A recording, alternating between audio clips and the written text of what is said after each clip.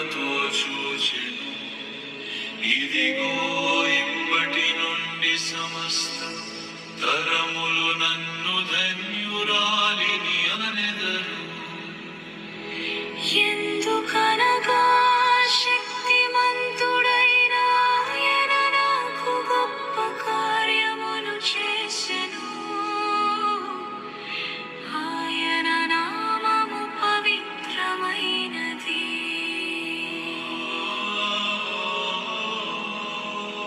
ఆయనకు భయపడు వారికి తరతరాలుగా ఆయన కరుణ నిలిచి ఉన్నది. తన భుజబలముతో ఆయన మహాశక్తి చూపెను. హృదయ గర్వులైన వారిని చెదరగొట్టెను. సింహాసనములపై కూర్చున్న బలవంతులను పడగొట్టెను.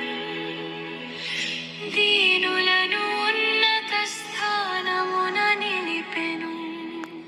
ఆకలిగొన్న వారిని మంచి వరములతో నింపెను.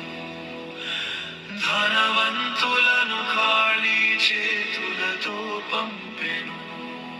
తన దాసుడైన ఇశ్రాయేలును స్వీకరించెను.